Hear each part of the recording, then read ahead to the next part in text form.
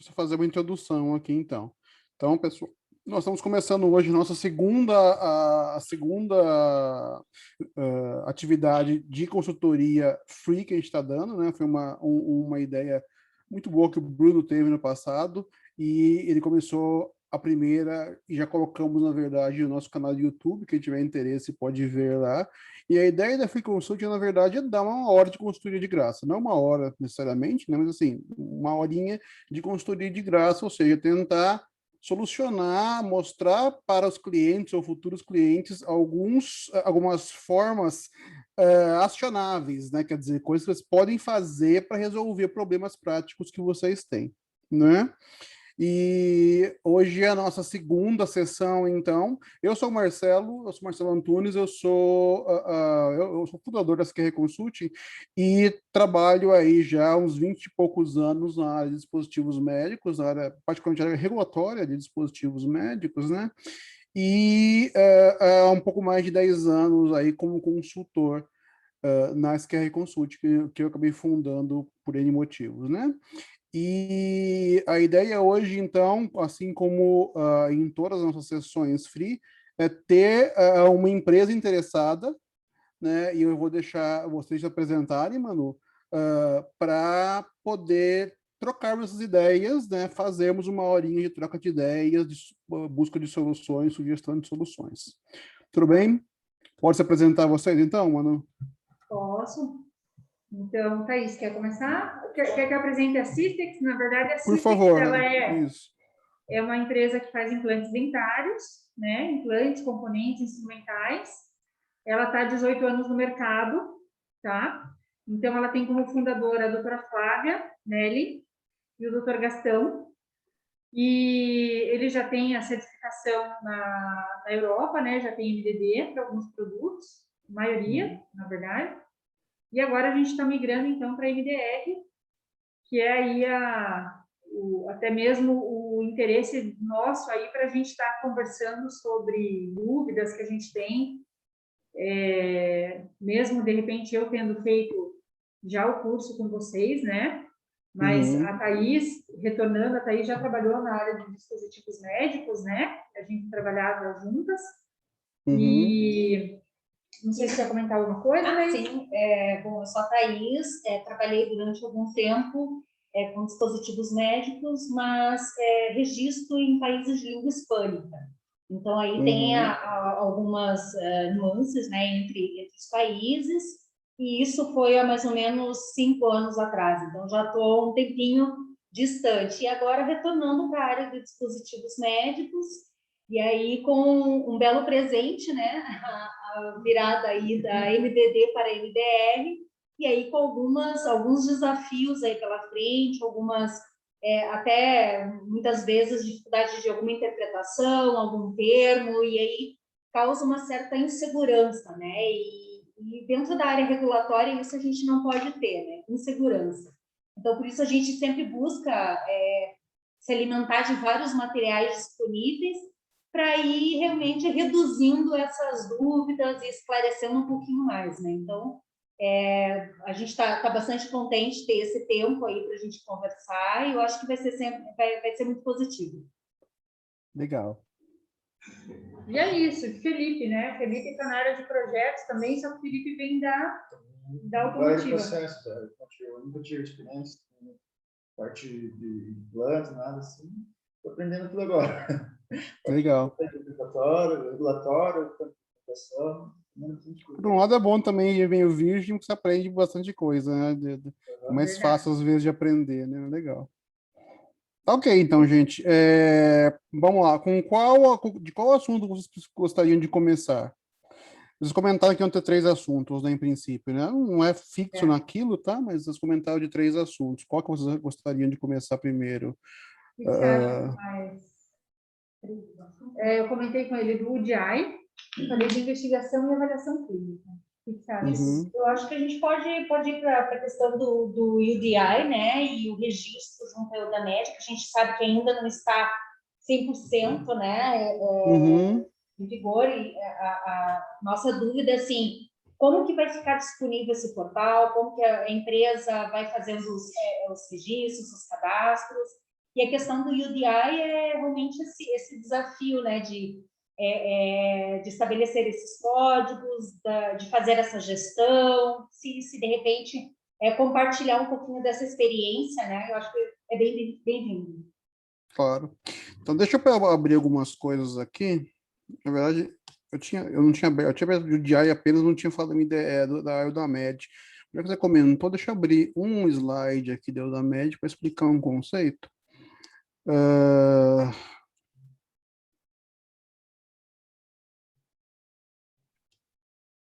Lembrando, como vocês devem ter visto, que o UDI também é um hot topic, né, faz algum tempo, e agora no Brasil vai entrar mais ainda, porque tivemos aí a publicação da consulta pública, né? Então, eu até tenho falado para os clientes que é uma boa aproveitar, se você não tem o UDI implementado agora, é uma boa hora de implementar, porque você vai ter que implementar para a Europa, por exemplo, né, que ainda não está no data limite, para o Brasil junto, e implementar esse processo pontualmente para cada país não tem muito sentido. É muito trabalhoso, né? Embora não seja necessariamente difícil, é muito trabalhoso. E implementar uma vez hoje para a Europa e depois para o Brasil é um negócio que não tem muito sentido técnico, na verdade, e de recursos, para ser bem sincero, porque é um processo relativamente pesado, né? Vocês devem ter visto falar de coisas do DI por aí já, né? E o processo em si, quem está fazendo, e tem bastante empresa fazendo hoje já por diversos motivos, né? É um processo que demora algum tempo pelo tamanho do trabalho que tem que ser feito, né? Quer dizer, ele não passa, na verdade, um processo de validação de processos, tá? Então, dentro do sistema de gestão, ele nada mais é do que um processo de validação de processos, no caso, o processo de embalagem, né? Ou uma revalidação, mas dá um trabalhão. Só explicando alguns conceitos, particularmente do DI europeu, já que você comentou da Eudamed, tá? A Eudamed, então, é a base de dados europeia de dispositivos médicos, né? A ideia da Eudamed foi criada ainda na época das diretivas, né? Tem inclusive um artigo que fala dela, né? Mas ela não foi para frente por N motivos, né? Quando foi decidido sobre a revisão das diretivas e um tempo depois a transformação em um regulamento, parte da estrutura dos regulamentos novos, estou falando do MDR aqui, mas serve para o IVDR também, né? Vamos focar no MDR, que é o nosso caso, né? Mas parte da estrutura entendida para os regulamentos novos foi a necessidade de automatizar certos processos, né?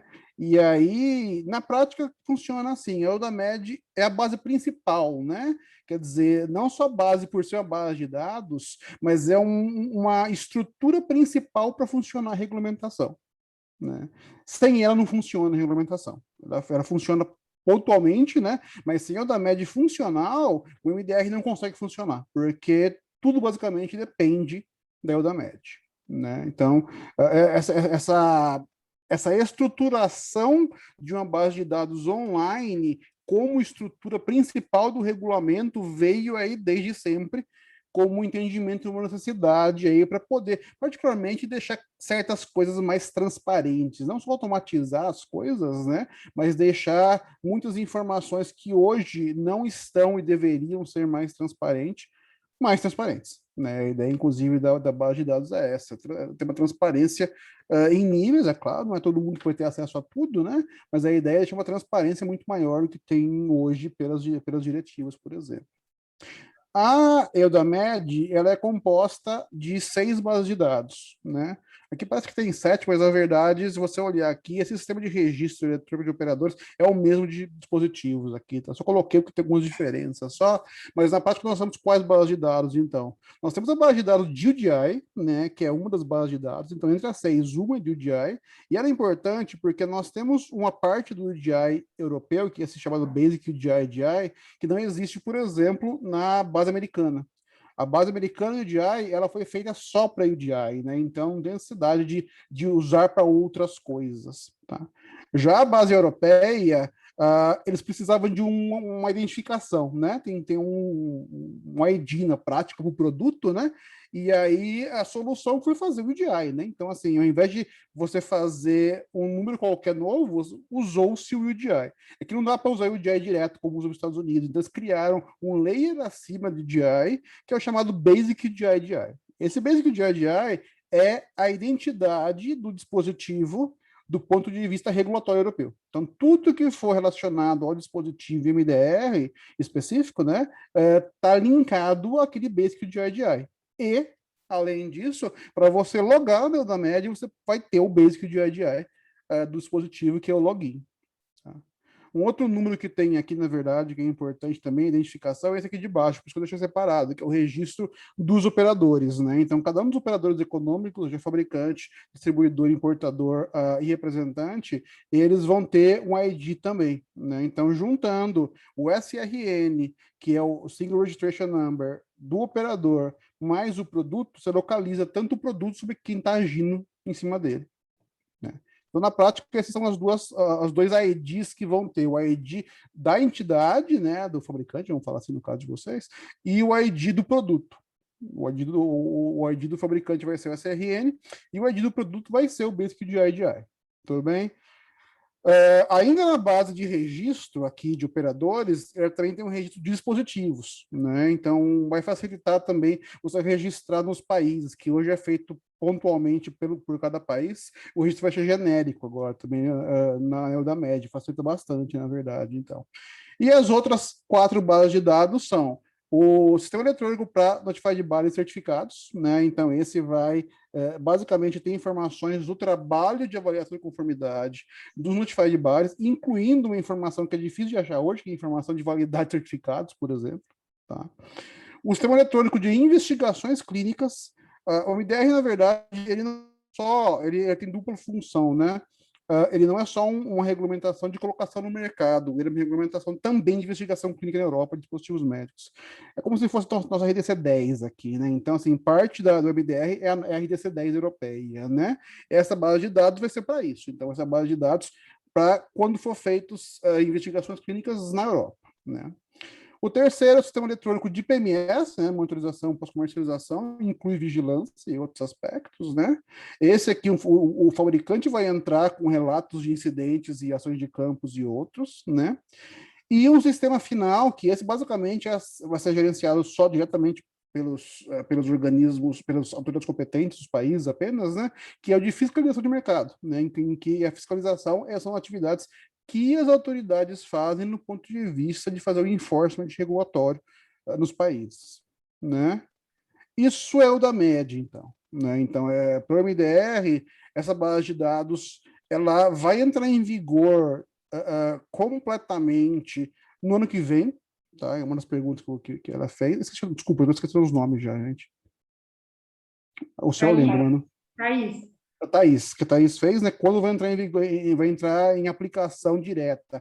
Ela vai estar totalmente funcional na mesma data de entrar em vigor, entrar em aplicação do IVDR, que é dia 24, 28 de maio, a mesma data que entrou em aplicação agora o MDR, tá?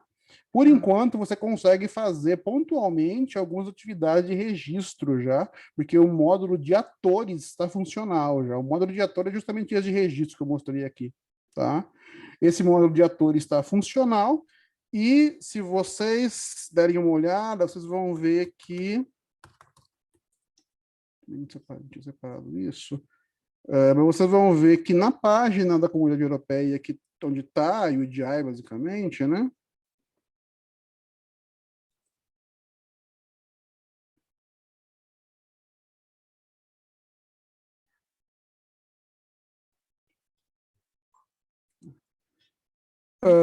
Tem, inclusive, já algumas orientações sobre como fazer esse registro da entidade, do fabricante, no caso, tá? Que é isso aqui, tá vendo? Actors Registration. Para cá, na verdade, ele tem um FAQ aqui, tá vendo? Tem diversos guias orientativos de como fazer, tá? Então, aqui mostra como fazer. Tem até um vídeo agora que colocaram, que é um demo, tá vendo? Então, eles explicam passo a passo como fazer esse registro. Lembrando que vocês, ou ninguém, na verdade, precisa fazer isso agora, se você quiser, mas o prazo para se fazer isso, do ponto de vista legal, é 18 meses depois do Eudamed entrar em vigor, entendeu?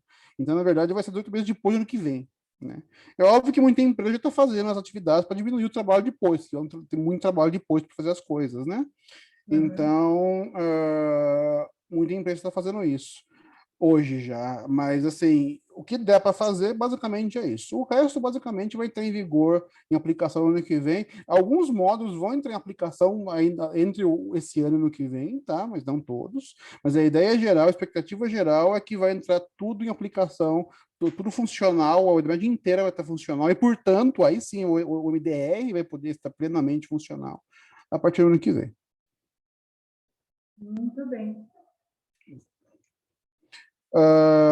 Tem alguma coisa adicional que vocês querem que eu fale sobre a questão da Eudamed antes de voltar para o UDI? Não.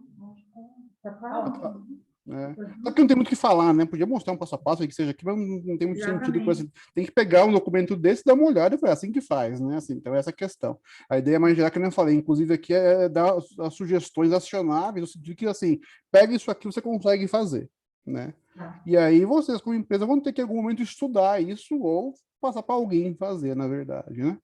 Pra ser bem sincero, uma das coisas que a gente está montando, inclusive, nesse QR, eu já tinha comentado já no passado com a Manu já, a gente está montando alguns serviços separados, né? Porque esse trabalho de fazer, na verdade, de trocar informações regulatórias controladas não é a coisa mais óbvia do mundo, né? E exige uma capacidade técnica específica, que basicamente de gestores de informação que as empresas muitas vezes não têm, né? E a gente está montando algumas coisas para vender um serviço desse que, olha, a gente gerencia tudo isso para vocês, né? Mas assim, as empresas têm que fazer. Então, das duas, uma, ou elas vão ter que fazer elas, ou contratar alguém que consiga fazer. No caso europeu e americano, você consegue terceirizar, né, parte dos trabalhos. Não consegue tudo, mas uma parte da atividade você consegue terceirizar. De qualquer maneira, a empresa é responsável por atender. Então, alguma coisa tem que ser pensada em como solucionar isso, né? Por isso que eu falei, a solução também não adianta passar uma coisa ou outra específica aqui, porque tem que pensar de uma maneira mais geral para como a empresa vai resolver, né? Quer dizer, como que você vai resolver no futuro a atualização de todas as informações controladas, regulatórias controladas que precisam ser feitas dentro de cada uma das bases de dados específicas, né? E é uma coisa grande, né? Por quê? Porque tem muita informação, né? A prática é assim, como eu falei, hoje muitas das informações que vão ter que estar na MED ficam muito entre o fabricante e o notified de bar, a maior parte, inclusive, né? A ideia é justamente colocar isso online para os avaliadores, particularmente as autoridades competentes, tenham acesso direto a isso, né? Por outro lado, exige que faça um trabalho de garantir que as informações estão sempre atualizadas, né? De mandar informação e coisas do gênero. Aí tem técnicas específicas para você fazer isso, né? E vem muito da área, muito de catalogação e biblioteconomia, na verdade, né? Em como você faz isso. E aí tem algumas técnicas, tem bastante técnicas, na verdade, que acabam tendo que ser usadas para você garantir o resultado conforme esperado, né? Entendi. Legal. Tá, vou entrar um pouquinho no UDI, então, qual é a ideia do UDI, né? O UDI, basicamente, ele é uma rotulagem, né? Assim, não tem diferença o que é o processo de rotular em si, mas ele é um tipo específico de rotulagem que foi criado, basicamente, para facilitar a rastreabilidade de qualquer dispositivo no ciclo de vida dele como um todo, né? O fabricante ele vai implementar o processo de colocar UDI no dispositivo, mas o uso prático dele é para a cadeia como um todo, né?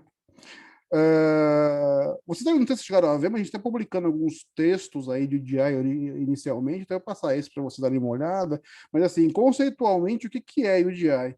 Se for resumir na prática, UDI basicamente é um código de leitura, né? E, normalmente um código de barras, tá? Ele pode ser algumas outras coisas, mas no 99% do tempo você vai ver um código de barras com dois pontos distintos que tem diferente de identificações no passado. Ele é obrigatório ter um identificador, uma leitura automatizada, né? Então ele tem que ter uma parte do código que seja lido por máquina e uma parte do código tem que ser lido por ser humano. Tem algumas exceções, dependendo do tamanho do produto, né, que de vocês pode ser que até aconteça o caso, mas de maneira geral é isso, tá? É para ter uma leitura de ambos, automatizar e ser humano. E na prática ele tem uma série de informações, né? Ele é separado em duas partes, que é a parte de I, que é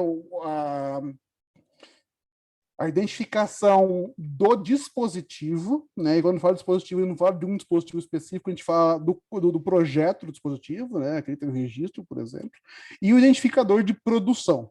né?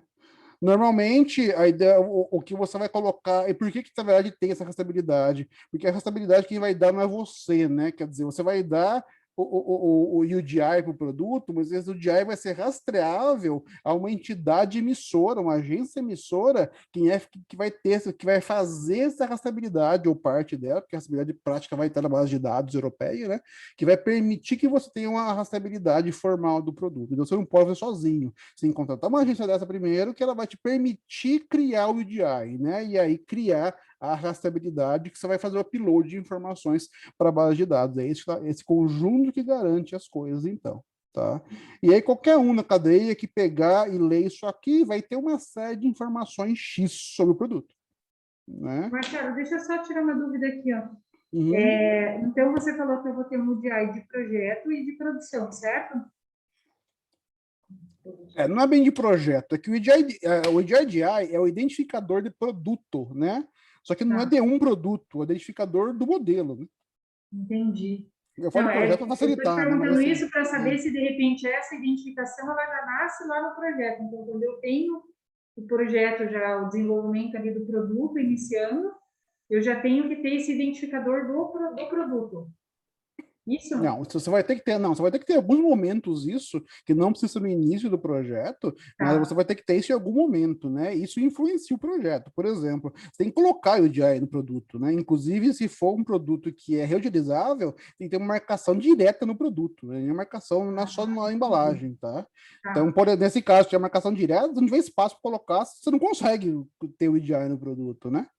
Além disso, do ponto de vista regulatório, por exemplo, agora no MDR, para você começar o processo de marcação CE, ou seja, fazer o pedido formal para o Notified Body, você tem que ter o DI também. Você tirar ele antes. Você não consegue fazer o pedido se não tiver o DI já colocado no produto, já posto no produto. Entendi.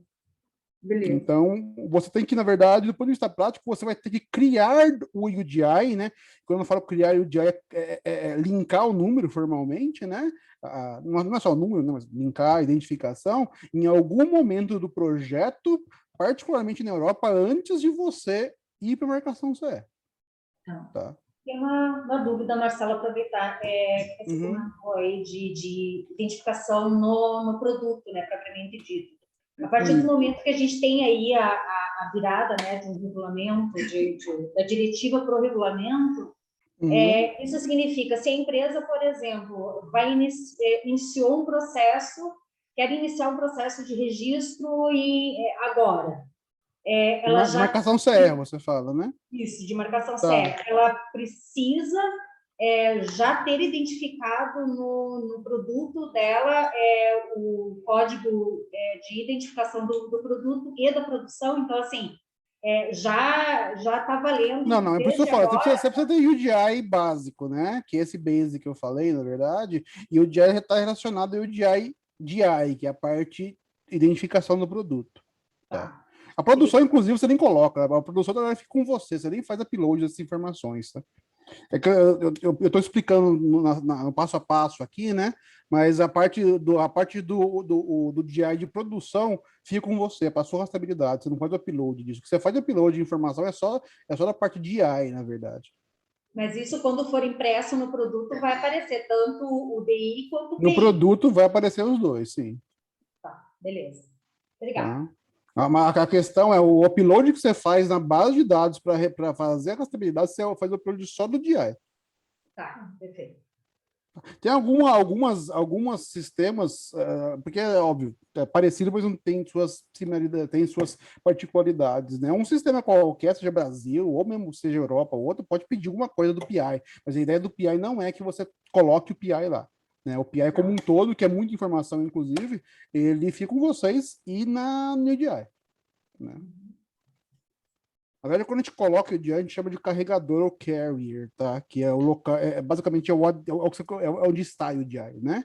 Isso aqui, formalmente, ele é o carrier do EDI, que você lendo isso aqui, você vê o EDI do produto, né? Na verdade, o nome que o coisa colocou foi incluir suporte, né? Nem carregador, é suporte de AI, tá vendo? Então, a etiqueta, nesse caso, como exemplo do que pode ter etiqueta e não é no produto, né? A etiqueta, ou no caso, isso aqui no produto, é o chamado carrier, e aqui o suporte UDI, né? E ele é o que vai ter a informação de UDI. Então, quando a gente fala colocar UDI no produto, basicamente é a pôr, né, esse suporte UDI em um dispositivo qualquer, tá? Mas toma cuidado, tá? Antes disso, quando a gente fala de criar UDI, que é, acho que a parte da pergunta anterior, a gente está falando, na verdade, de criar, de fazer o link com o ID aqui, tá? Não é nem colocar no produto em si, mas fazer o link com o modelo, o projeto, etc, tá? E é isso que você vai precisar fazer no, produto, no projeto que eu falei antes de algumas coisas. Tá. Tudo bem? O UDI muda de nível, né? Quer dizer, a única coisa que não precisa ter o UDI é embalagem de transporte, né? Outras embalagens, primária, secundária, etc., precisam ter UDI e vai depender de cada dispositivo em si, né? Existe a regra geral e você tem que, para cada produto seu, você tem que fazer uma análise de como o UDI se aplica àquele dispositivo, né?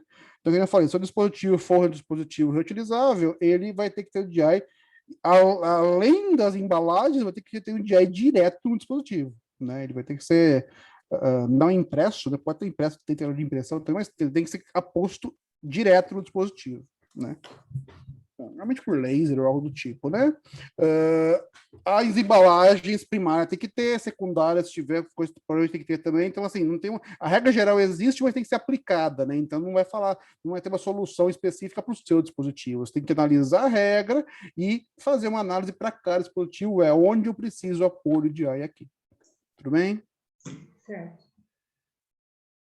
Outra coisa, não substitui outros requisitos de rotulagem, né? Continuam os mesmos, tá? Então, na verdade, nesse caso é uma adição que tem é uma forma de mostrar informações do fabricante, né? Então é adicional, né? Pode ser formato 1D, 2D, né? A questão prática é que, assim, e como está aqui, ele vai afetar os processos, né? Porque para você colocar UDI, na verdade, o menos problema, embora seja complicado, o menos problemático provavelmente é você colocar UDI. Você vai ter que ter uma impressora específica, uma coisa específica, se for marcação, você vai ter que ter alguma coisa, uma tecnologia específica para isso, mas embora isso seja complicado, o problema é que assim, o seu processo produtivo vai ter que ser rearranjado para aceitar UDI. Isso é um pouco o problema que eles trabalham, que eu falei, né? Porque você não vai fazer na mão, né? Normalmente. A não ser que você tenha pouquíssimos produtos fabricados por vez, não tem muito de fazer na mão. Então você tem que fazer, na verdade, coisas automatizadas e para garantir que você consiga apor UDI conforme necessário com o volume de produção que você tem, né?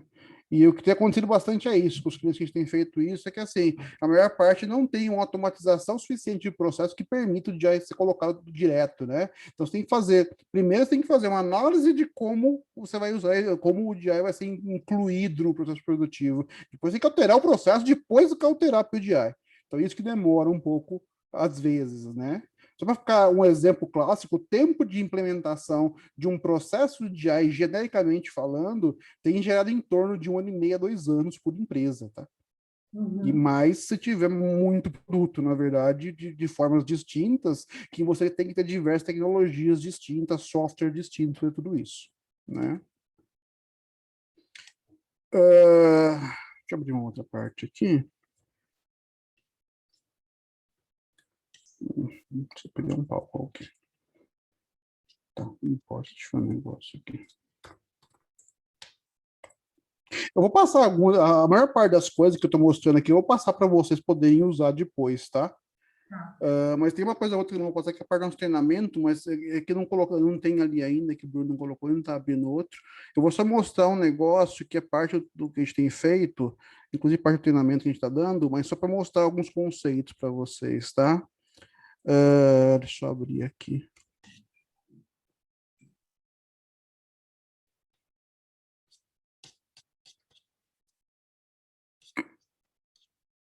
Isso aqui, na verdade, é a forma como o DI funciona, tá? Então, nós temos, na verdade, você olhar, nós temos aí a parte do seu sistema de gestão, né? E basicamente fabricação, né? Vamos falar assim, óbvio que tem projeto também, mas aqui o que acontece? O seu processo produtivo vai estar aqui, né? Ele vai estar fazendo coisas, e aí você vai ter basicamente uma master base, uma base de dados mestre de informação, que dentro dela vai estar o link do DI, né? E aí você vai fazendo isso ao longo do processo, até no final, a pôr o DI, e aí, do ponto de vista pós-mercado, você vai ter aí, deixa eu abrir aqui, é isso aqui, né? Você vai ter isso aqui, né? Então, as informações que vão estar postas no UDI, você vai ter um link que o distribuidor pode ver, o importador pode ver, o usuário pode ver, né? Tem nos leitores específicos, né? E tudo isso vai estar rastreável aqui. Quando fizer uma leitura do UDI, ele vai jogar para a base de dados, que é onde vai ter informação real, né? Ou seja, informação controlada lá, tá? Então, essa é a ideia geral, né? Então, isso vai permitir que, na verdade, até o paciente, se quiser, vai ter informação do produto diretamente, informações mínimas do produto diretamente, buscando o UDI, por exemplo, tá? Essas informações, na verdade, dependem, né, do sistema regulatório. Deixa eu ver se eu tenho um dos slides aqui, quer ver? Isso aqui tem.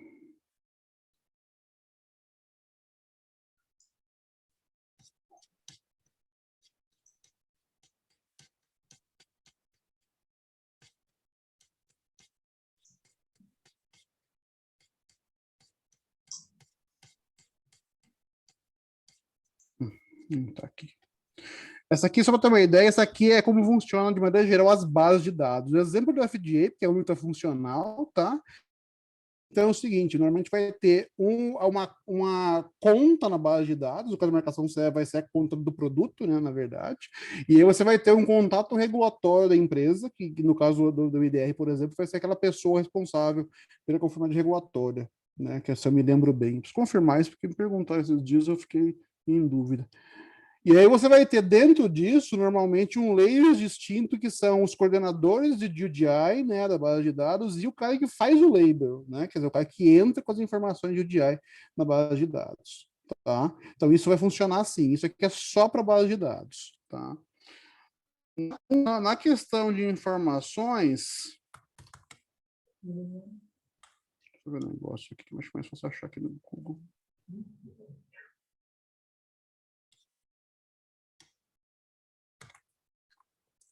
Esqueci o nome agora. Tem uma tabela disso, né, gente? Mas eu não peguei antes, agora não lembro de onde vai estar. Mas, assim, para ter uma ideia, o UDI americano, ele tem 55 tipos de informação que podem ser necessárias ser incluídas, tá? O europeu não é muito diferente, tem algumas diferenças, né? O europeu é muito diferente, mas tem algumas diferenças pontuais, né? E o...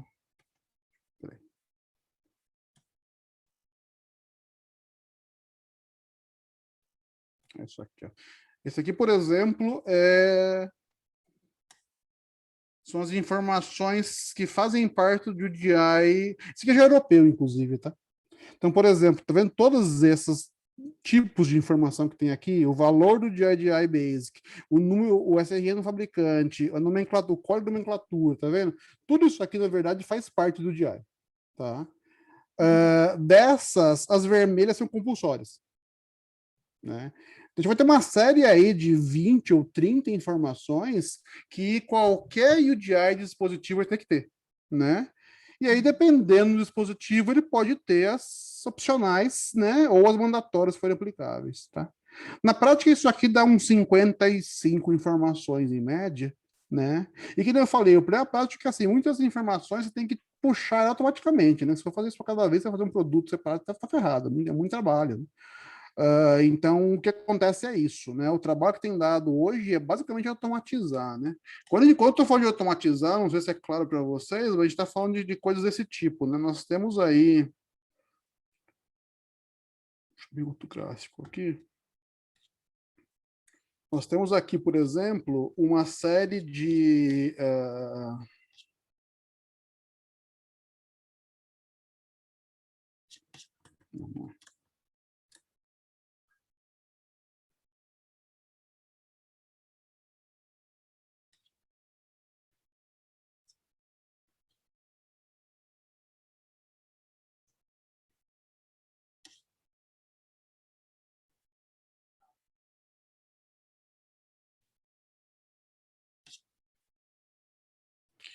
Nós temos uma série de questões processuais, particularmente recursos, né, que têm que ser implementados de alguma maneira. Aqui, por exemplo, não estou fazendo propaganda da empresa, tá? Sabendo que esse mas é uma delas que vê esse tipo de coisa, tá?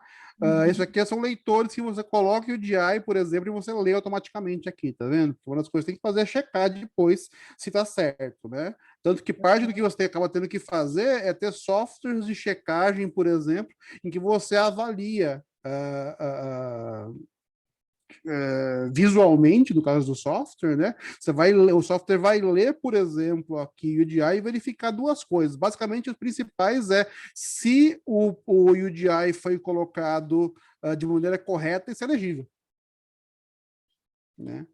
Então, esse tipo de coisa, assim, depende de como vocês trabalham, se uma coisa ou outra, você acaba tendo isso na empresa já. Mas, geralmente, você não tem isso aqui de maneira sistêmica para o DI, né? Então, aí dá algum trabalho, tá? De resto, na verdade, o processo é um processo de implementação e validação de processos, né? Quer dizer, todo o conceito que você vai ter que colocar aqui para você. Agora que eu lembrei que tem uma coisa, isso eu posso passar para vocês, que eu crio um passo a passo aqui. Tem que achar onde está. Em algum lugar tá. Deixa eu ver se eu acho aqui, só um segundo.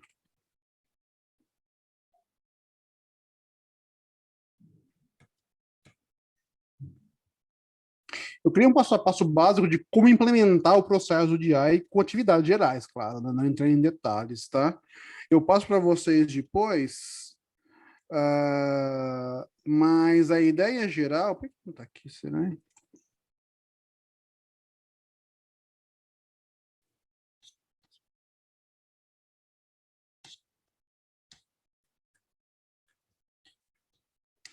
Só um segundinho, gente. Deixa eu ver se eu acho aqui. Isso aqui pode ajudar você a ter uma visão melhor de da expectativa que vocês precisam fazer, né? Até para conseguir fazer pelo menos uma visão inicial de um planejamento, né? E quando eu quero, não acho impressionante.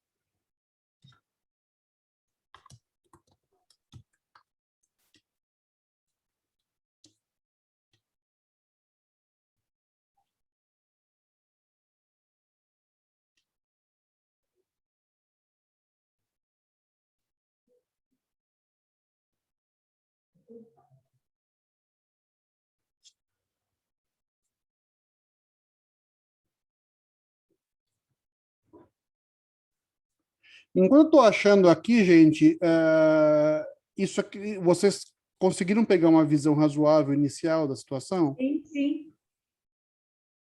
Tem alguma coisa pontual que vocês gostariam de saber sobre o DI, além disso que eu vou passar para vocês aqui? Acredito que não, né, Thaís? Eu acho que está bem claro agora. A gente anotou algumas coisas também. Tá, eu vou achar depois onde está esse passo a passo, depois eu passo para vocês. Eu não estou achando aqui que está salvo na internet em algum lugar aqui das minhas coisas. Mas a ideia é assim, é um passo a passo. Deixa eu ver aqui se eu acho aqui.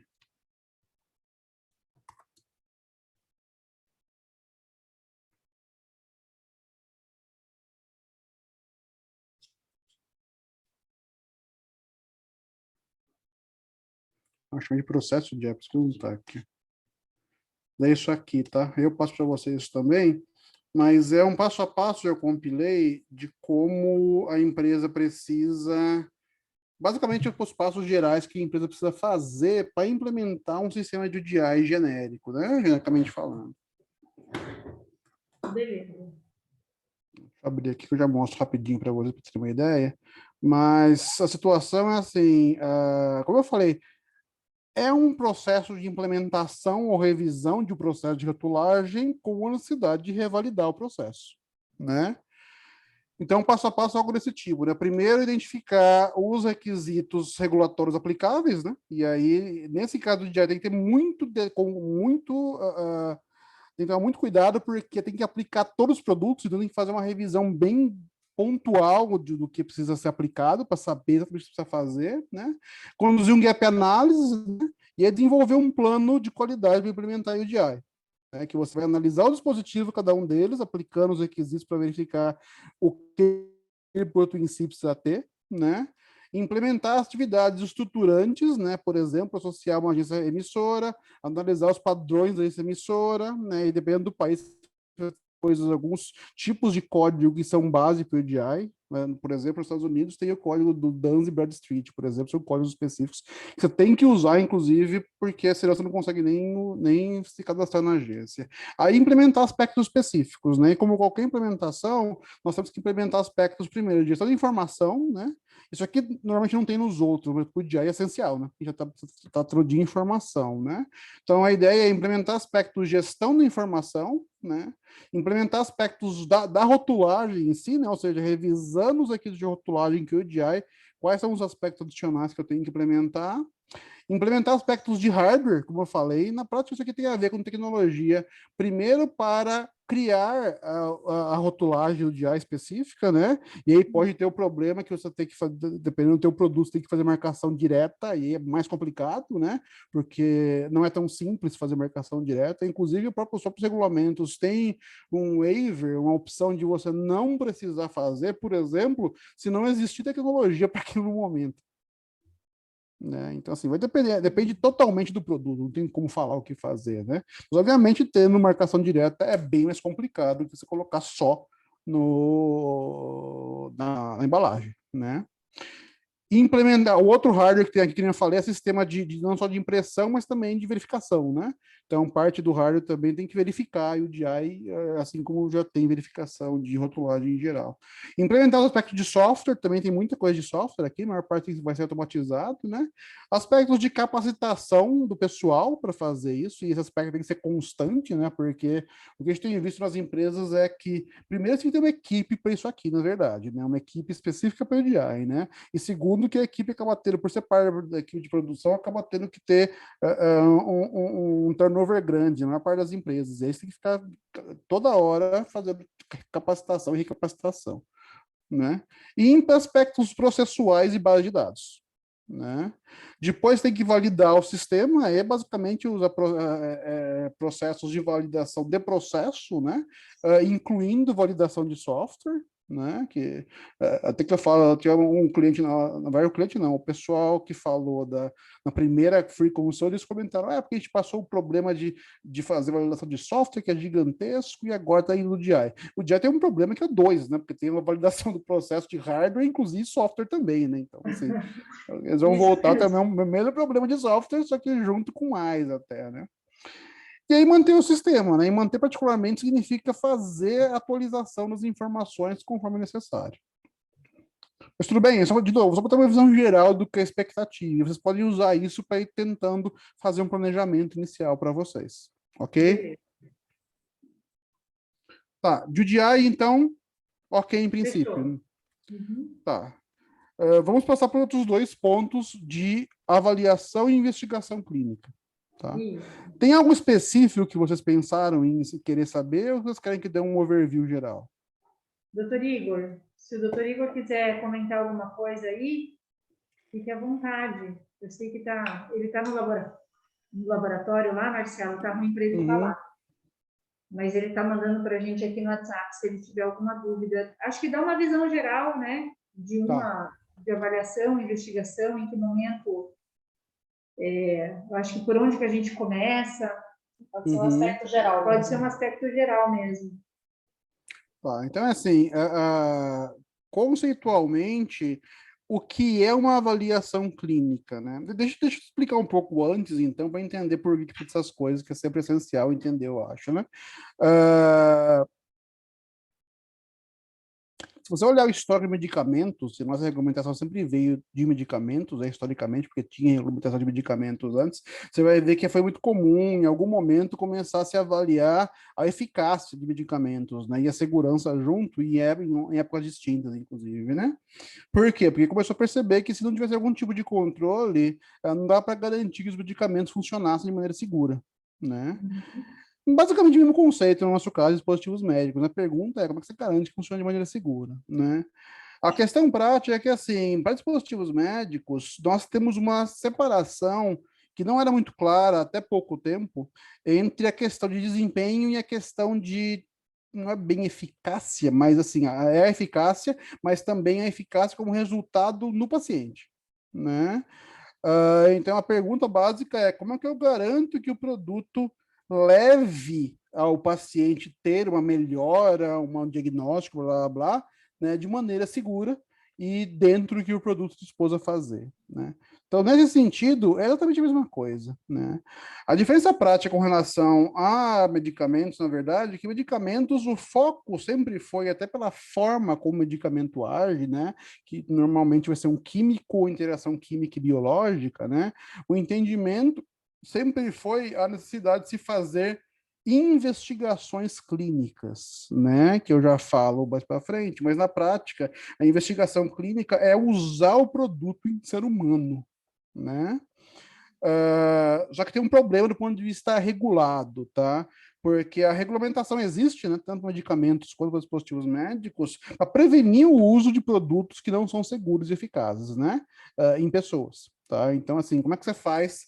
Então, como é que você usa em ser humano um produto que não é para usar em ser humano, né? Uma dicotomia aí, mas na prática, assim, as regulamentações têm um waiver, basicamente, que são produtos, é uma situação em que as agências reguladoras analisam o projeto do dispositivo e permitem, excepcionalmente, colocar em uso de maneira controlada, né? Justamente para obter esses dados para se concluir sobre segurança e eficácia. Tá? Ô, Para Marcelo, a área... aí, Oi. só deixa eu tirar uma dúvida aqui. Quando você colocar em uso de maneira controlada, quando a gente fala isso, a gente precisa de uma autorização, digamos assim, uma autorização para fazer esse uso de maneira controlada? Sim, você não pode colocar nenhum produto... Sim, do ponto de vista regulatório e legal, né?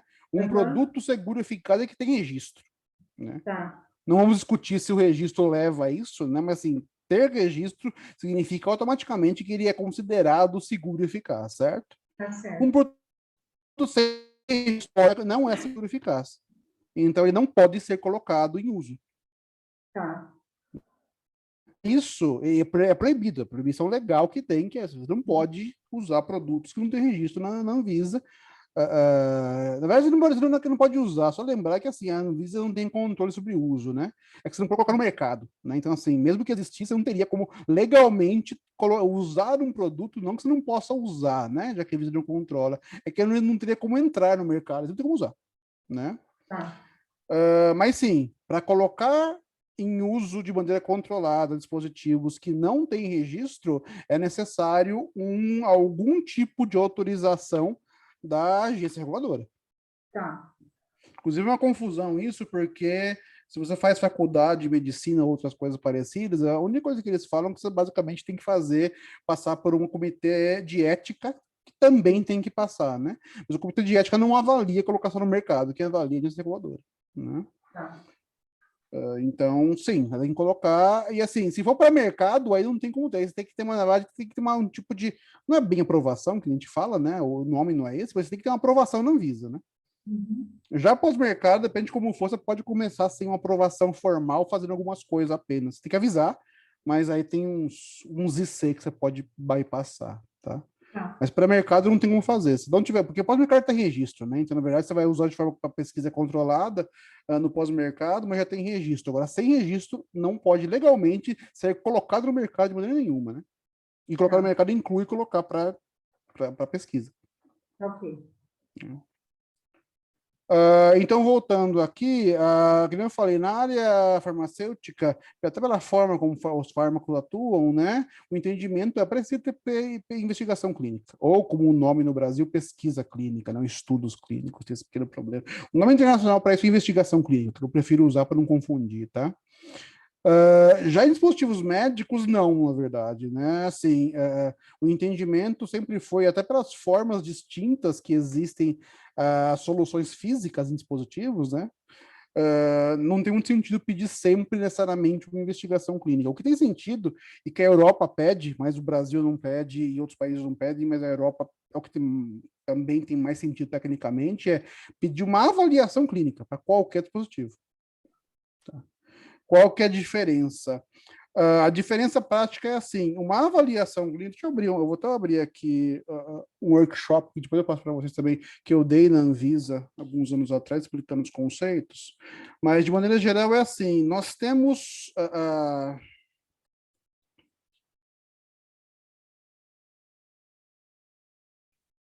algumas definições. Eu vou passar a europeia aqui para vocês, que é mais fácil de entender, tá? Nós temos brasileira agora também. Mas assim, o que é avaliação clínica, né? É definida geralmente dessa forma: é um processo contínuo, metodologicamente sólido, para coletar, avaliar e analisar dados clínicos relativos a um dispositivo médico e avaliar se existem evidência clínica suficiente para confirmar o cumprimento de certos requisitos essenciais, que são os requisitos definidos na regulamentação, no nosso caso do Brasil, a R56 da Anvisa, por exemplo, né? No caso europeu, o anexo 1 do regulamento, usa as diretivas antes, né?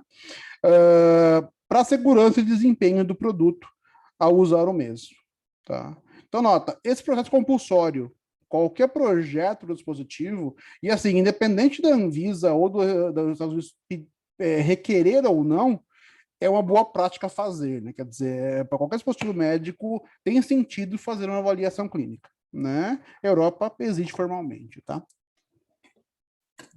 E, obviamente, que eu falei, para todos os dispositivos, né? Independe da classe, isso. Na verdade, assim, uma forma que eu tenho explicado é assim, você pensar num ensaio de bancada qualquer, certo? Eu tenho um requisito de produto que fala, o produto tem que ter XYZ, né? Aí eu vou medir o XYZ, eu vou fazer um ensaio qualquer para ver se ele atinge um limite qualquer, certo? Isso é uma coisa que normalmente acontece no projeto, né? A ideia é a mesma para avaliação clínica. A diferença é que esses requisitos essenciais específicos são requisitos que precisam de dados clínicos, ou seja, você não conseguiria verificar esses requisitos com ensaio de bancada. Tá? Então é bem mais fácil pensar desse jeito. Assim. É como se fosse um ensaio de bancada, só que são para requisitos que ensaio de bancada não é suficiente para verificar a conformidade. Então, você precisa de dados clínicos que demonstrem conformidade. Sou bem sincero de dizer... Oi. E aí, aqui na avaliação, eu posso usar literatura ou não? Já entro nisso, já, tá? Só entrar num processo aqui que é bom tomar cuidado para não confundir. O que é... Então, assim, a avaliação clínica, se você olhar aqui, ela é o quê? Ela é um processo que tem links com outros processos, particularmente gerenciamento de risco, né? Dos riscos clínicos, gestão de uso, etc. E o que é investigação clínica, né? Que a definição de investigação clínica, geralmente, acho que não tem. Mas é uma... Deixa eu até abrir aqui, não sei porque eu não coloquei aqui. Só um segundo.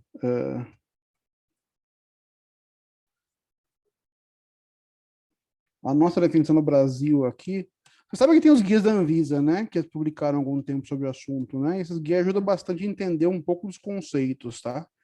A única coisa que ela ajuda a entender é como fazer, porque são guias, é uma parte do problema. São guias que indicam, que falam do requisito, mas não do como atender o passo a passo. Eles falam um pouco, mas não o suficiente, né?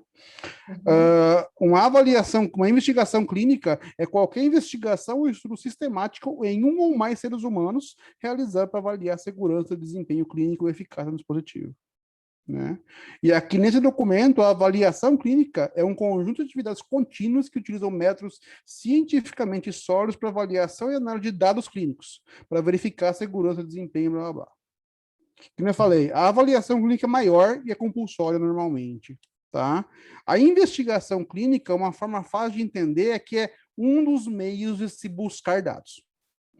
Na verdade, é um dos meios de criar dados, na verdade, né? Porque você faz investigação para criar dados, certo? E voltando nesse outro aqui.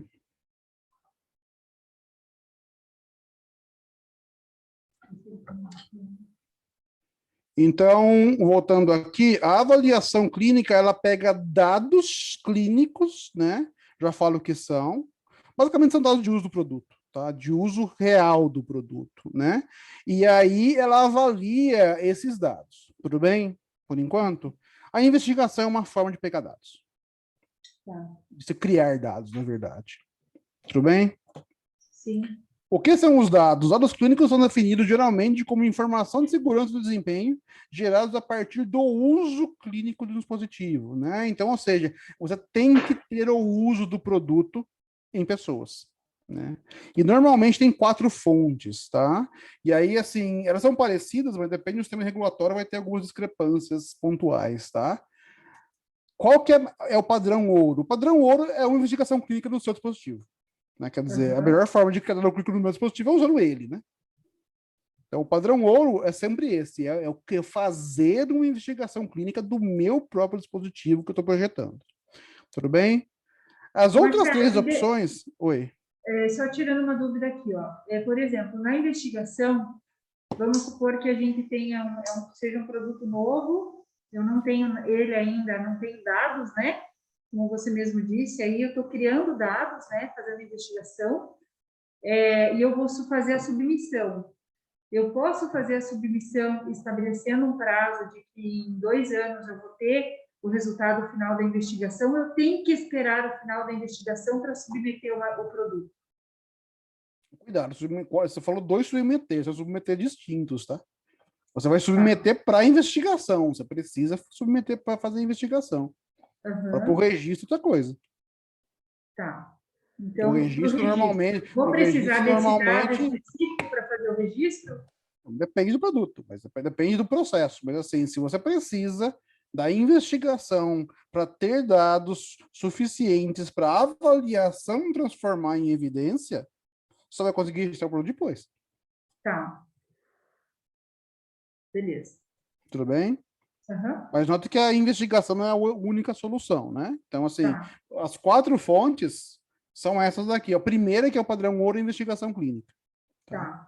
Porque é importante entender, porque as outras 3, na verdade, são... Eu gosto de falar de gambiarra, porque não sei outra palavra melhor, mas são gambiarra da primeira, entendeu? Eles tentam simular uma investigação clínica, mas não são, né? Então é assim. Mas a ideia é por quê? Porque todas são pior que fazer uma investigação clínica, né? Qual que é a primeira? Ou investigações clínicas ou outros estudos da literatura de um dispositivo que o fabricante conseguiu comprovar que é equivalente ao produto em si dele. Tá? Então tem um processo de comprovação da equivalência, e se você tiver um produto equivalente, você pode basicamente usar dados clínicos daquele produto equivalente como se fosse o seu. Tá? A terceira opção é relatórios publicados de literatura científica validada pelos pares da peer review sobre outras experiências clínicas com o dispositivo em questão ou com um que tem equivalência comprovada. Certo? Marcelo, deixa eu te perguntar, ali quando você fala ali em literatura científica, eu posso ter um artigo do próprio produto? Pode. Qualquer coisa é aceitar. É que assim, não precisa ficar claro, tá, gente? O que não fica claro nessas definições é isso. Qualquer coisa, qualquer dado é aceito. Se ele vai virar evidência, que é o problema. Tá. Tá bom. Tá. Parte da sua pergunta que acontece é assim, você não pode, por exemplo, eu vou falar mais para frente, você não pode procurar coisas específicas, né? Quando você vai buscar coisa, você busca aberto. Porque, por exemplo, no nosso caso, no nosso produto, a gente tem muitas publicações de artigos referente aos nossos produtos. Tá? Você não pode fazer uma busca na literatura pelo seu produto, não tem sentido. Entendi. Porque isso, na verdade, não é objetivo, você está buscando o que você quer. Entendi. Tem que buscar o problema clínico que o seu produto quer resolver.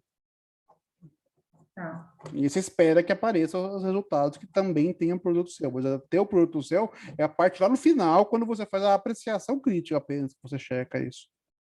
Tá. Nós já voltamos nisso, tá? Tá. O último é informação clinicamente relevante que vem de PMS, né? Monitorização e pós-comercialização, né? Nota que isso aqui também, embora não esteja claro, aqui também ele está numa hierarquia de evidência, tá? A primeira é mais forte e a última é menos forte, tá? Então, embora você possa usar dados de PMS, geralmente é os dados mais fracos que tem para usar. Eu comento mais tarde. Na verdade, eu não vou conseguir explicar em detalhes isso hoje, é só para ficar na cabeça, tá? Isso que não parece, mas particularmente está em hierarquia também, tá? Como eu comentei, você busca dados, mas você não quer dados, na verdade, né? Você quer evidência, né? A evidência são os dados e o processo aplicado aos dados. Já mostro isso já, tá? Além de tudo, você não quer evidência geral, você quer evidência suficiente, que é definida como uma quantidade e qualidade de evidência para garantir a validade científica das conclusões. Tem dois pontos importantes que eu falei, que é a questão do que a gente está buscando com uma avaliação clínica, né? Que é a questão do desempenho clínico e segurança clínica, né? Hoje, a maior parte dos regulamentos, e pega a definição da 14155, indica o desempenho clínico como comportamento do dispositivo médico, tá? E a resposta do sujeito, ou seja, ele mistura nessa definição o que o produto faz e o que o sujeito recebe, tá?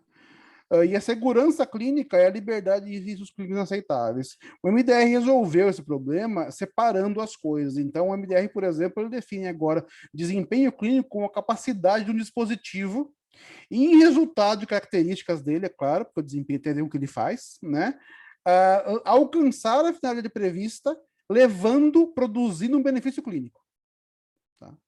E aí ele separou a definição, o benefício está aqui embutido nessa resposta ao sujeito, né?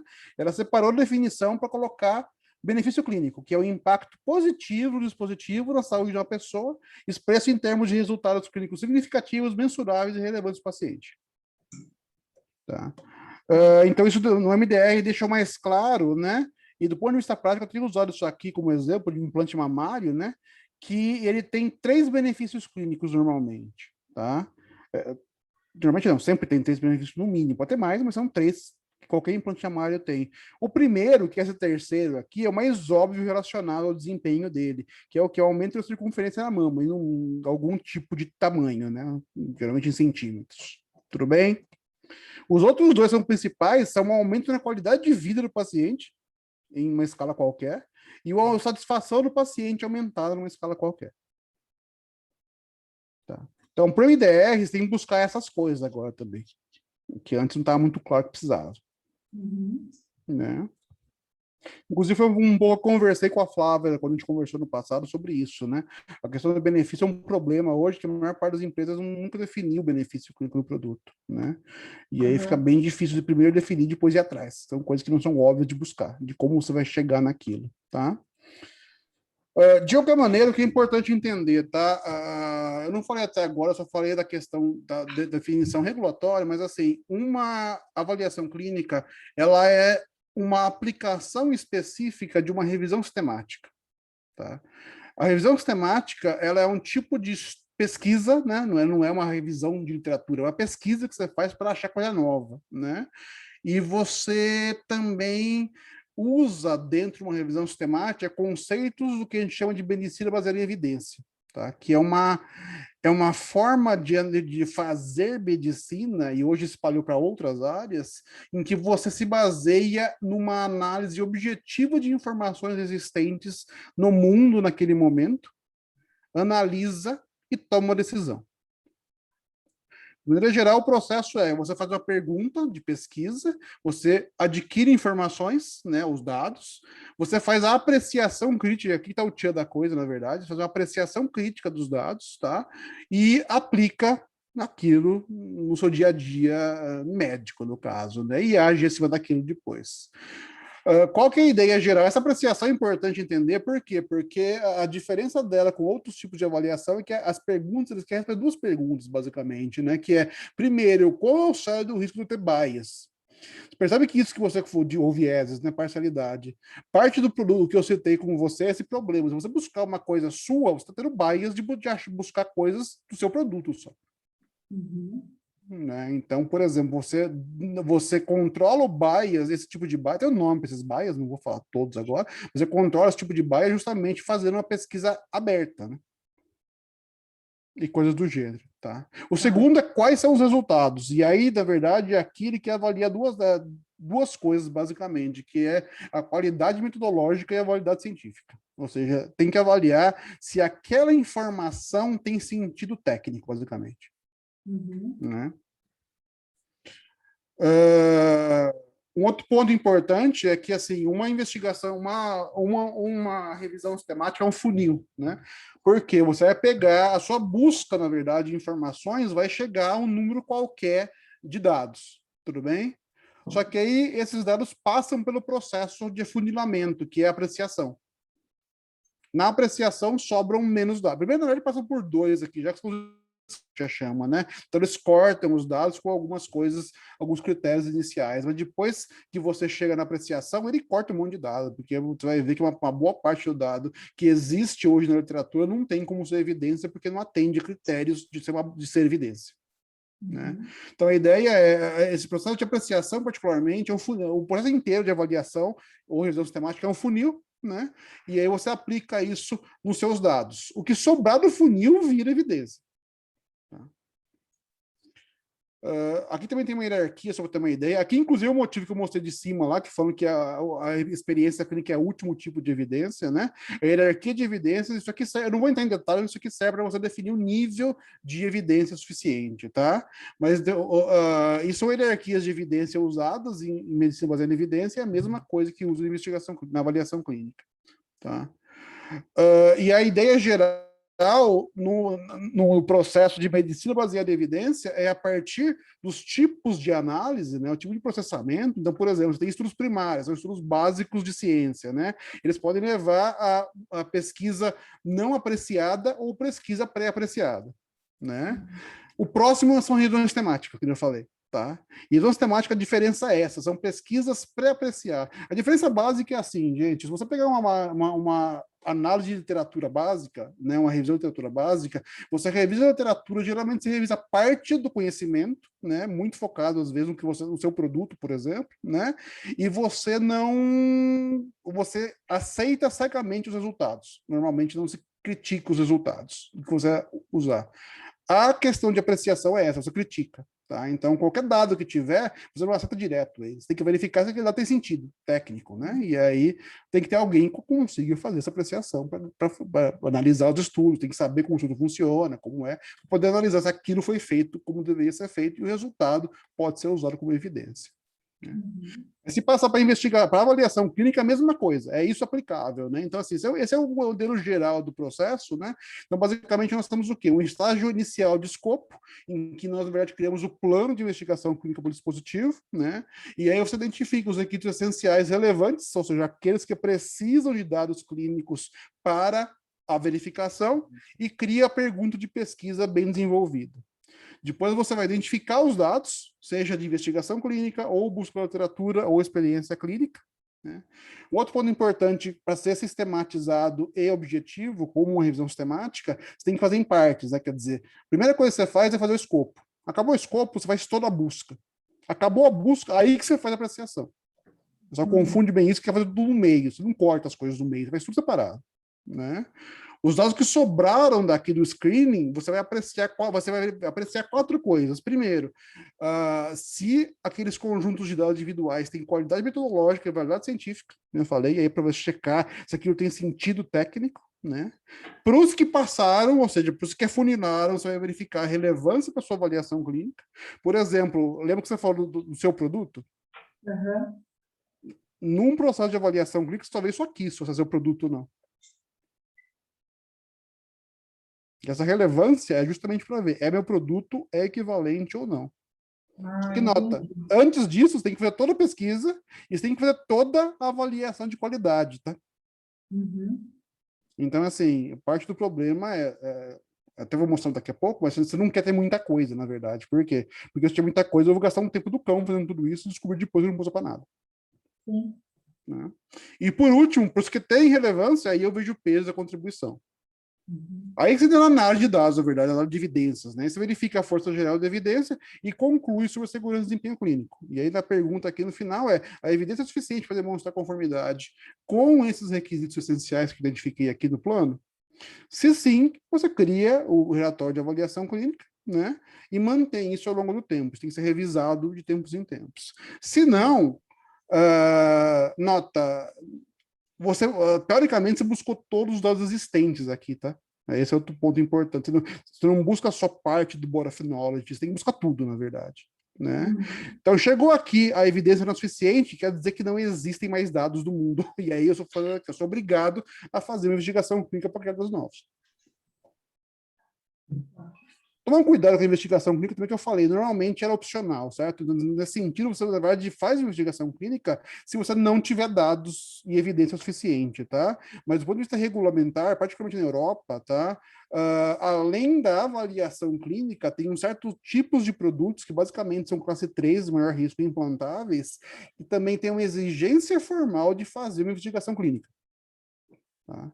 Então, para esse tipo de produtos, além para outros produtos, é opcional mesmo, tá? Você só faz uma investigação clínica se não tiver dados, não tiver evidência suficiente, tá? Então, você vai fazer só uma avaliação e, se necessário, você faz uma investigação.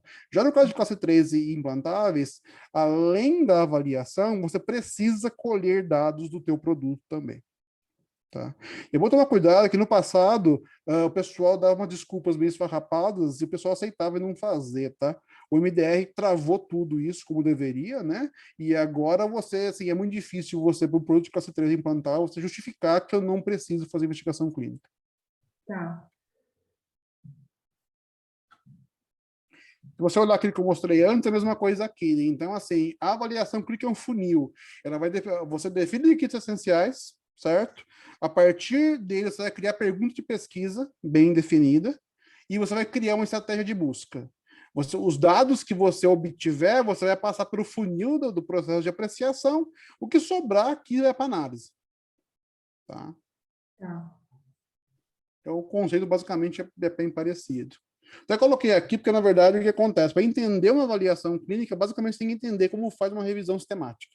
Tá? Então, o que eu tenho usado há algum tempo já para o processo só essa literatura, que é a literatura básica de revisão sistemática.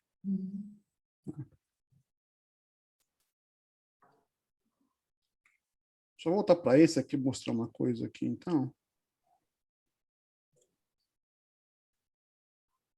Tem os estágios, blá, blá, blá, não tem muita diferença nas coisas aqui, tá? Mas o ponto importante é isso aqui, na verdade, tá? Como eu falei, você tem que avaliar, na verdade, do ponto de vista de uma avaliação clínica, que é uma forma específica de fazer revisão sistemática, tem que focar em 4 coisas que têm a ver com produto, né, e com regulamentação, que é demonstrar a conformidade com o requisito essencial de segurança, né, com o de perfil benefício-risco aceitável, com o de eficácia, e aí depende totalmente do produto, né, e com as habilidades colaterais desejáveis. Tá? E mais um negócio que eu queria mostrar que é o quê? Isso aqui, por exemplo, para você verificar, por exemplo, fazer essa apreciação crítica para verificar a qualidade metodológica e validade científica, geralmente a gente usa isso aqui, que é o chamado Critical Appraisal Worksheet, tá? Que são basicamente uma série de perguntas que tem que ser feita para cada conjunto de dados para checar se aquilo tem sentido, né? Então, as perguntas do tipo, olha, os pacientes foram colocados de maneira randomizada, tá? Foi cancelada a randomização, o follow-up do paciente foi longo o suficiente. São as informações que vai checar para cada tipo de dados ou estudos, se fossem pontuais, tá? E isso que vai permitir que você analise se aquele estudo ou aquele conjunto de dados tem validade científica e metodológica. Isso é um overview bem geral de avaliação clínica, gente. Sim. Não, mas já deu uma luz aqui, Marcelo. Na verdade, tem mais uma coisa que eu queria mostrar que é importante. Peraí. Pode mostrar aí. Que é isso daqui. Agora estava aqui na frente. Cuidado com a questão de busca, já que você perguntou, porque essa é parte do problema, tá? Para você conseguir fazer de maneira sistematizada e objetiva, você tem que usar coisas como uma estrutura de criar perguntas bem feitas, né? Pico é normal usar, por exemplo, é um dos tipos conhecidos, né? E aí, o pico, na verdade, ele extrai, não sei se feitos, né? Tá? Então, nós temos aqui, por exemplo, a pergunta, eu quero comparar a eficácia da perda de peso versus a pressão contínua com paciente com apneia de sono, tá? Então, você extrai o pico sendo a intervenção é a apneia de sono, o controle é a perda de peso, a pressão contínua das vias aéreas é o I, e o O, hipertensão, que é o desfecho, tudo bem? É isso que você busca na literatura. Óbvio que você não busca isso, tá? Você vai buscar termos. Aí você tem que fazer o quê? Você tem que fazer uma chamada colheita de termos para extrair os termos que estão linkados àqueles conceitos, né? E aí você pegar, por exemplo, a apneia do sono, todos esses termos são, no caso, só da PubMed, isso depende de cada base de dados que você vai buscar, né? Só a apneia de sono tem esses termos que são linkados à apneia do sono, tá? Então, na prática, assim, para cada base de dados, você vai fazer umas buscas gigantes dessa, né? Porque, como eu falei, o que você quer, na verdade, conceitualmente, é pegar 100, recuperar 100% da informação relacionada à sua pergunta, mas com o mínimo possível de resultados, né? Porque senão você vai gastar um tempo do cão ficar fazendo apreciação crítica. Tá. Então, tem algumas coisas mais pesadas aí, que eu queria mostrar isso aqui, porque tem a ver com a sua pergunta, na verdade, tá? Um erro conceitual que o pessoal sempre faz é justamente isso, o pessoal busca coisas deles, isso não tem sentido, na verdade. A pergunta e pesquisa tem que ser aberta. Beleza. É isso, de maneira geral é isso. Alguma coisa adicional? Na verdade, uma coisa que eu vou passar para vocês, né? Não sei se vocês sabem, a gente está fazendo uma norma de avaliação clínica aqui no Brasil. Além da gente estar internalizando a versão mais nova da 1455, né, que é a norma de investigação clínica, a gente está fazendo uma norma de avaliação clínica no Brasil. Tá? E a norma está baseada nesse documento que eu fiz aqui, que é um passo a passo detalhado de como fazer. Tá? Então, também eu vou passar isso aqui para vocês. Eu achei que você me mandou esse documento já. Eu mandei para você no passado, sim. Mas esse aqui é um passo a passo que explica o passo a passo, não explica como fazer, né? Obviamente tem que ter gente de conhecimento específico para fazer as coisas específicas. O passo a passo é esse. Tá? Legal. Um pouco de sorte, até o final do ano a gente consegue publicar a norma também, já com mais informações. Acho que é Mais isso. alguma coisa pontual de avaliação clínica? Aí, não sei. Acho que é isso, Marcelão. Tá bom. Investigação clínica, vocês querem que eu fale mais alguma coisa? Não sei se vale a pena entrar em detalhes, porque é mais complicado, tá? Eu acho que a gente vai ver alguma questão, de repente, mais específica depois para o Dr. Igor. E aí, qualquer coisa, eu vou te questionando aí, né, no nosso adicional do nosso contrato aí. Tá bom, Só fechado, uma então. observação, Marcelo, quando você comenta, né, que é preciso fazer investigação clínica para produtos implantáveis, então, por exemplo, classe 3, classe 2B. Não, é implantáveis e classe 3. É a regra. Implantáveis, classe 3. Não, Tá. implantáveis e classe 3. Classe 3. Estão separados. Eu, na verdade, tá? Tá. E também a investigação clínica é necessária para produtos que não possuem dados suficientes de avaliação clínica, isso que você comentou. Como isso, assim, a regra genérica, sem falar das exceções da classe 3 implantáveis, a regra genérica é assim, você precisa fazer investigação clínica, porque assim, o que você precisa fazer? A avaliação clínica, certo? Isso volta, na verdade, ao que eu mostrei aqui. Deixa eu abrir de novo para ficar claro.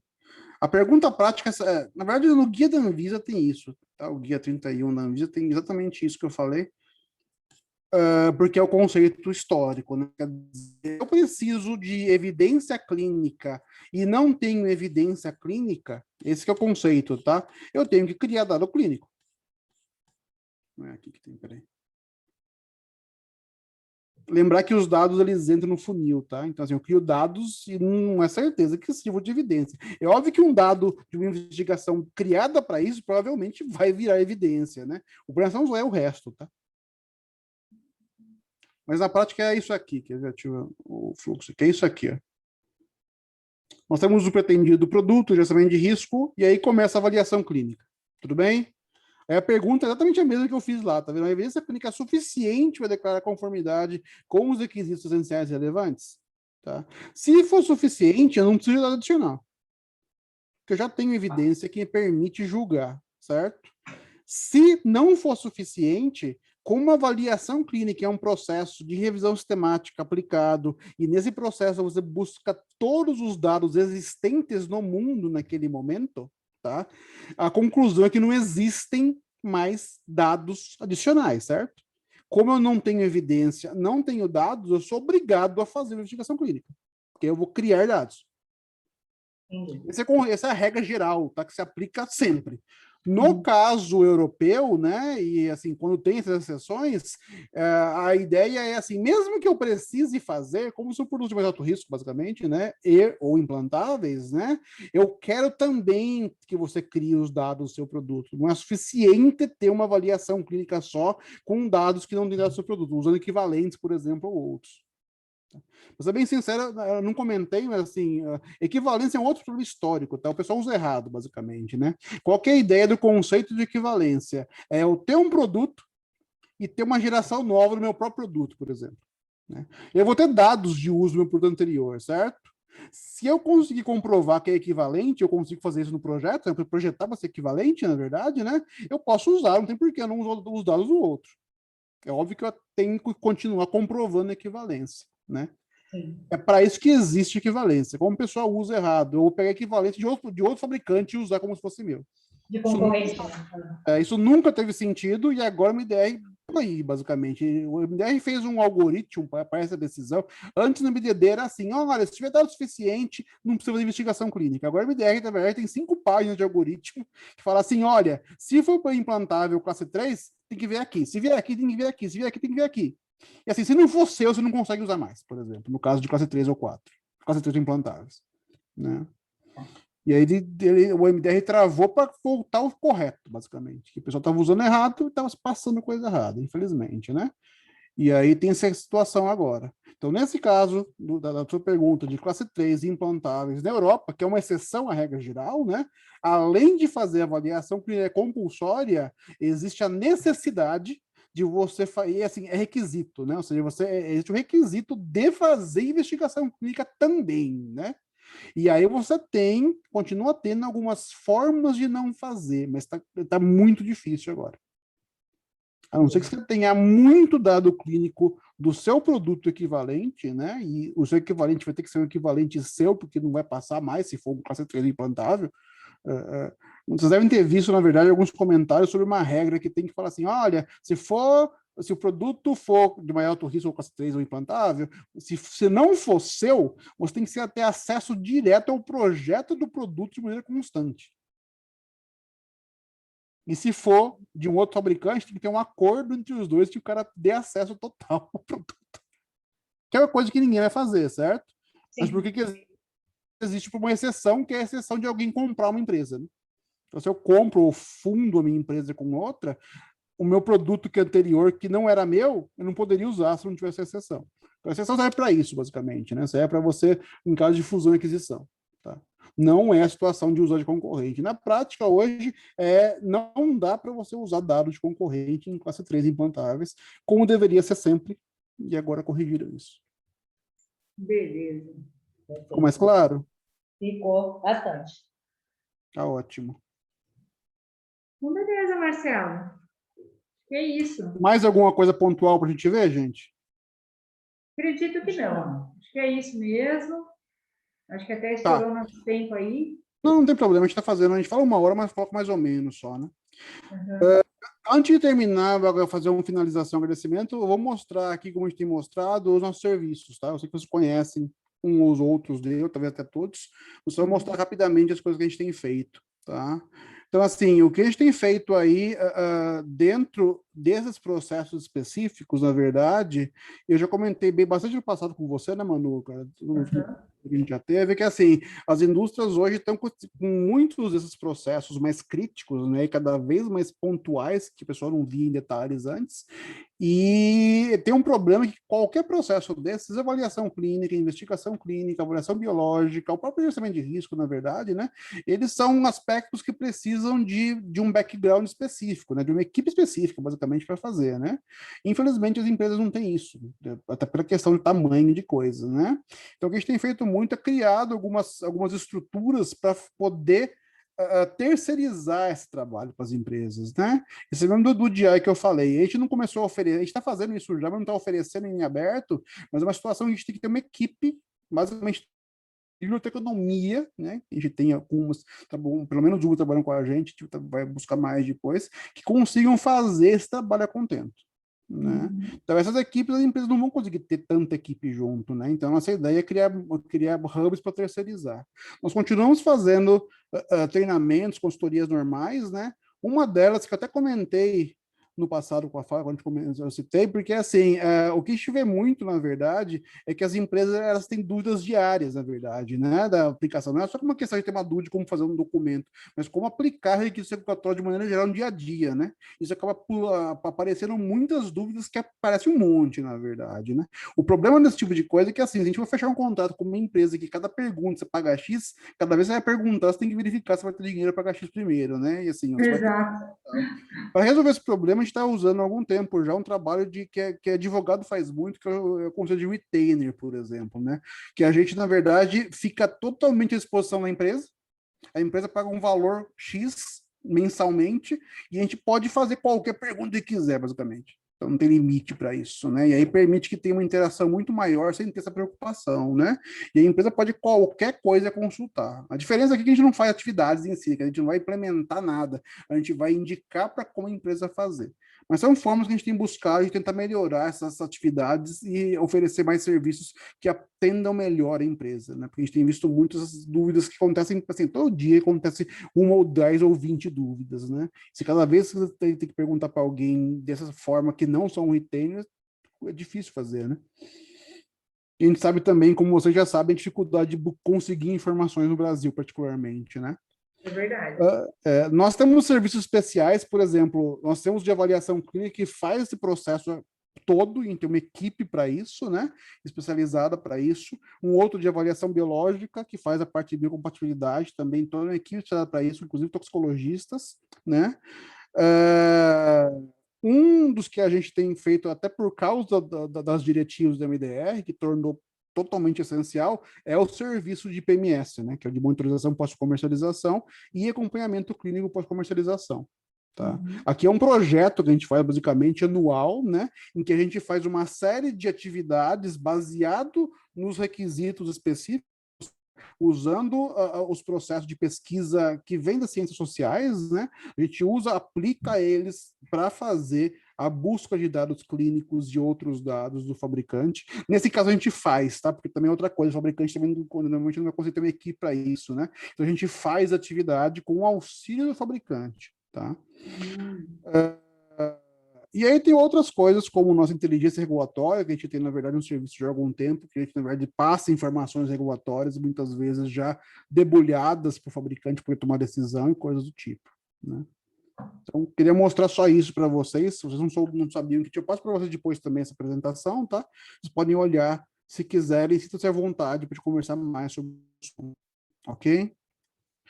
Gente, queria então, para finalizar, querem vocês fazer algum comentário? O que vocês acharam na prática da discussão que a gente teve agora?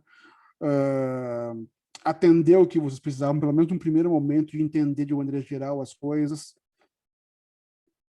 Então, Marcelo, eu acho que de todos os questionamentos que a gente fez, acho que foi muito assertivo, né? Não ficou muito naquela dando voltas, né? Porque às vezes a gente tem essa dificuldade, né? De como você falou, como a gente não tem no Brasil pessoas especializadas em responder questões que precisam ser diretas, né? Então nesse ponto eu achei assim que você foi muito assertivo, né? Já veio trazendo material correto, dando exemplos. Então para a gente que precisa aprimorar mais esses 3 pontos que a gente conversou, eu acho que foi muito assertivo que você trouxe, tá? Então, para a gente aqui foi bem esclarecedor. Acredito que aí para o doutor Igor também, que é nosso consultor técnico, ele também já mandou mensagem ali agradecendo, que também para ele ficou bem assertivo, entrou bem exatamente no ponto que a gente precisava discutir. Ótimo, tá? gente. Então, foi bem bom. Tá aí. Eu acho que a utilização, muitas vezes, a utilização de termos técnicos, às vezes, na regulamentação, às vezes é um pouco confuso, né? E aí, quando a gente começa a discutir e aí ver, como a Manu comentou, né, de trazer exemplos, eu acho que traz mais próximo da nossa realidade, eu acho que fica mais fácil de gerir, entender e saber como fazer. Eu acho que também quando você traz, assim, como desmembrar em pontos, né? Então, assim, esse projeto poderia ser feito nessas etapas. Eu acho que dá também uma visão para a gente, assim, poxa, não é algo simples, né? De repente eu estou tentando simplificar para fazer algo de forma ágil, mas, poxa, olha, tem várias etapas e muitas vezes não tem como pular, né? Então, assim, tem que realmente estressar até o fim cada etapa para a gente conseguir buscar o máximo de informações. Eu acho que foi extremamente positivo. Obrigada aí pela oportunidade da gente conversar um pouquinho.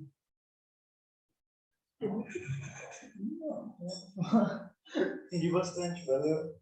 E uma linguagem bem fácil para entender tudo. Tá ok, então, gente. Então, gostaria de agradecer de novo pela participação, pelo interesse nessa nossa segunda sessão. A gente vai fazer mais sessões com outros no futuro, mas a ideia é tentar ajudar um pouco dessa forma. E acho que essa ideia também mostra um pouco a necessidade da discussão mais aberta, assim, que, né, que fica sempre muito discutido, fechadas as discussões, né? A gente vê muito isso. E acho que discussões do tipo ajudam bastante, tanto nós quanto vocês, é claro, né? Verdade. Obrigado novamente pela participação e tenham boa tarde, tá, gente? Até Obrigada, mais. Marcelo. Um abraço. Obrigada. Abraço, tchau, tchau.